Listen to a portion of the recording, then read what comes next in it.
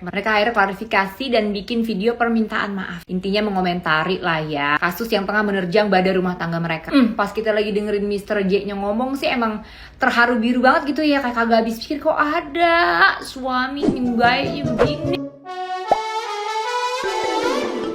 Hola netizen yang tercinta, JJ Govinda dan Syahnaz Sadiqah telah buka suara terkait isu perselingkuhan yang belakangan ini ramai menjadi perbincangan publik. Setelah sekian lama bungkam, JJ dan Syahnaz hanya menjelaskan alasan mengapa keduanya tidak mau masalah ini diperbincangkan banyak orang. Bagi JJ, ia harus menjaga dengan baik keburukan sang istri, sementara Lady Nayawan dan Randy Kairnet justru tampil di berbagai podcast untuk menceritakan masalah rumah tangganya. JJ berterima kasih kepada semua orang yang sudah memberikan dukungan untuk rumah tangganya dengan Syahnaz meski sedang diterpa kabar miring. Menurut JJ, alasan dirinya dan sang istri memilih diam adalah supaya masalah tersebut bisa diselesaikan secara kekeluargaan saja di antara mereka berdua tanpa melibatkan pihak manapun. Nah, gimana nih menurut netizen yang maha benar? Silahkan berkomentar ya. Ternyata gue salah sangka sama kasus JJ dan Syahnaz. Selama ini gue mikir kalau ya udah mereka berdua nggak akan beri klarifikasi apa-apa ke media dan ke halayak masyarakat. Jadi gue ini sampai mikirnya kalau mereka berdua ini nggak mau masalah rumah tangga mereka sampai kecium ke publik. Meskipun udah ada yang koar-koar gitu loh, paham nggak? Klarifikasi kayak gitu lagi. Malah jatuhnya nih masyarakat seluruh Indonesia makin gak respect sama mereka berdua, terutama si JJ. Ya mungkin mereka pingin masyarakat Indonesia tuh tahu ya gimana tanggapan dari sisi mereka. Cuman menurut gue netizen itu jangan kasih makan. Ya tahu mungkin emang masalah udah kesebar lah, udah kecium sama halayak masyarakat Indonesia. Cuman ya udah gitu loh, diem aja. Gue bakal diem, maybe 2-3 bulan gue nggak akan ketemu halayak publik.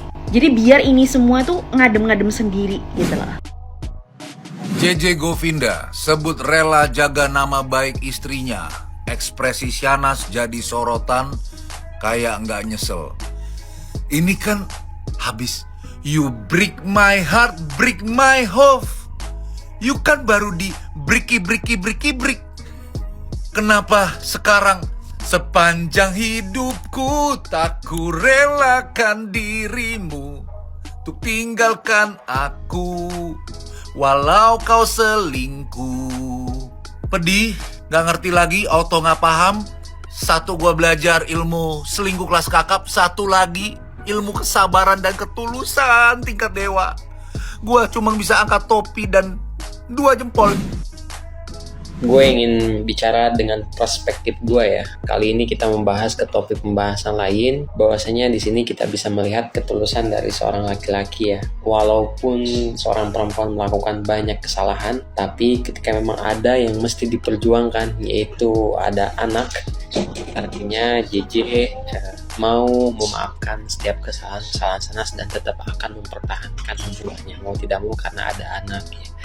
Jadi ini sangat luar biasa ya, bahwasanya apapun persoalan dalam suatu hubungan rumah tangga lebih baik kita selesaikan dengan kepala dingin. Jangan kita mengambil keputusan dengan cepat dan instan ya, apalagi dengan kata cerai dan cerai.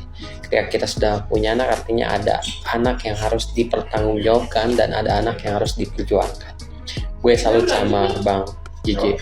Pokoknya gue berharap kedua hubungan ini ya antara JJ dengan Syahnaz itu tetap langgeng walaupun diterpa dengan badai yang cukup kencang. Mudah-mudahan tetap menjadi keluarga yang sakinah mawaddah warahmah. Masya Allah, tabarakallah, ya Allah. Sumpah salut sih sama JJ, bisa jadi laki-laki yang kuat banget ya Allah. Menurut gue sih nggak ada laki-laki yang sekuat JJ sih sampai hari ini ya, yang bisa nerima istrinya lagi ketika udah selingkuh sama laki-laki lain. Dari video tadi kita bisa ngambil hikmah bahwa di sini bukan tentang siapa yang sabar, bukan tentang siapa yang tersakiti, tapi siapa yang mempertahankan. Ini tentang Nanas yang minta maaf kepada suami, kepada siapa lagi ya? Nggak ada, kepada suami aja dia minta maaf. Minta maaf ke suami, terus terima kasih ke suami. Kok terima kasih ya? Terima kasih apa maksudnya ya? Heran juga kita kok, terima kasih ya. Terima kasih mendapat kesempatan apa bagaimana gitu. Terus begitulah pokoknya, dia minta maaf gitu. Tapi semua netizen yang nonton heran gitu. Kok tampangnya itu kok kayak tidak menyesal gitu. Kok nggak menyesal? Kok ya biasa-biasa aja gitu. Malah bingung kita lihat tampangnya. Nggak jelas itu. Penyesalannya nggak jelas. Oke, jadi cobalah Nanas, coba diulang gitu ya. Minta maafnya ke publik. Minta maaf itu pakai nangis-nangis gitu.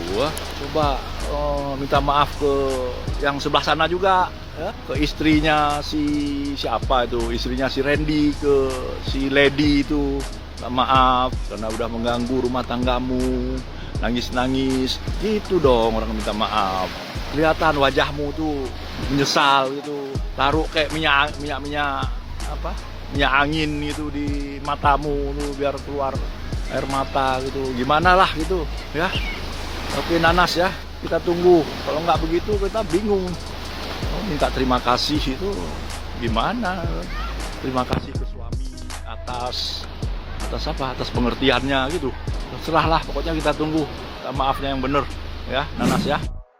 Oke ya, akhirnya Nanas dan Mr. J mengeluarkan juga sebuah statement. Mereka akhirnya klarifikasi dan bikin video permintaan maaf. Intinya mengomentari lah ya, kasus yang tengah menerjang badan rumah tangga mereka. Pas kita lagi dengerin Mr. J-nya ngomong sih emang terharu biru banget gitu ya. Kayak kagak habis pikir kok ada suami yang baiknya begini. Kata Mr. J, pokoknya dia seperti apapun istrinya akan dia lindungi. Karena dua perempuan yang sangat dia hormati dan dihargai dalam hidupnya adalah perempuan yang melahirkan dirinya, adalah ibunya, dan perempuan yang melahirkan anak-anaknya. Berarti itu adalah bininya. Begitu dia memaafkan dan pokoknya akan selalu berdiri tegak mendampingi istrinya. Memaafkan, begitu namanya badai rumah tangga. Kata dia namanya orang menikah mah ada aja ujiannya begitu. Tapi kagak ada yang kayak lu, yang jarang-jarang istri jarang-jarang yang kayak lu yang badai ujiannya.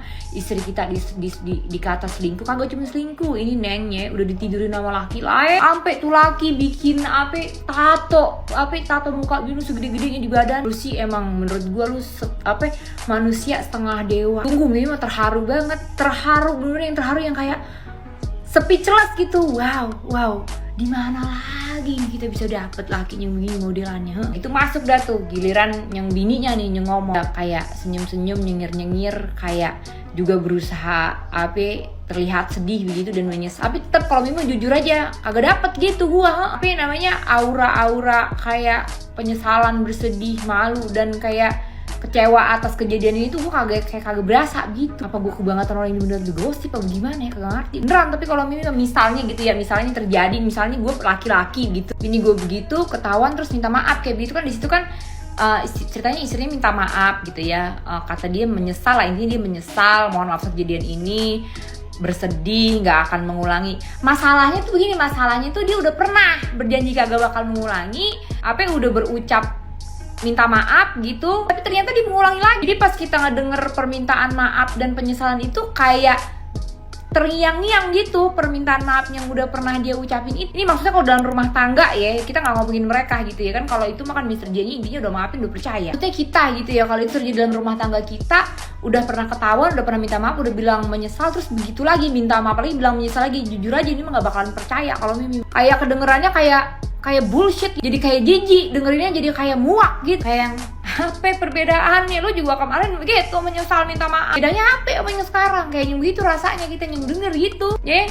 Jadi ini mah kayaknya si Kaledi kayak berperang sendiri gitu. Karena 3 orang yang terlibat dalam kasus ini, 3-tiganya kayaknya berdamai. Jadi kayaknya cuma dia sendiri gitu yang menderita dalam hal ini. Lah habis lagi part 2, ada part 2. Lirikan matamu menarik kornet, oh senyumanmu sadis sekali, sehingga membuat aku tergoda. Sebenarnya aku ingin buat tato, tapi takut suami orang. Kalau pencitraan biasanya itu masuk got, masuk gorong-gorong, masuk ke dalam septic tank, cuci mobil, sujud, nangis-nangis, ke pasar, salaman. Ini bukan pencitraan karena tidak ada ekspresi nangis, dikit pun tidak ada. Nungging nggak ada, sujud nggak ada. Sama aja ekspresinya kalau mau janjian ke mall. Nanti ketemu di mana di mall? Yaitu ketemu aja di lobi mall gitu. Jadi kayak orang mau jalan-jalan gitu. Tapi saya salut loh sama Mas Jengki ini. Istri yang harusnya menjadi aset pribadi, jadi aset negara, dimiliki banyak orang, tapi bisa dibeli kembali jadi aset pribadi. Saya salut banget. Saya juga nggak bakal sanggup loh kalau misalnya tato istri saya itu ada di tangan satpam, di tangan tetangga, di tangan kolega kantor saya.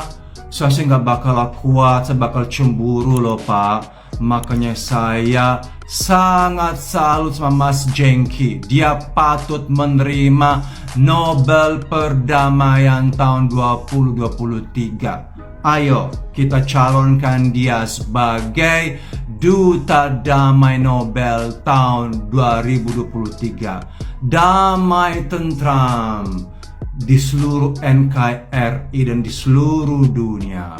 Bagaimana pendapat netizen secara psikologis? Bagaimana pendapat itu juga Dr. Lita Gading, psikolog, saya senggol. Dr. Lita, bagaimana? Apakah ini patut diikuti contoh ini atau tidak? Ya pasti iya atau pasti tidak, itu tergantung masing-masing. Betul nggak? Dr. Lita Gading, pakar psikologi, tolong saya puyeng.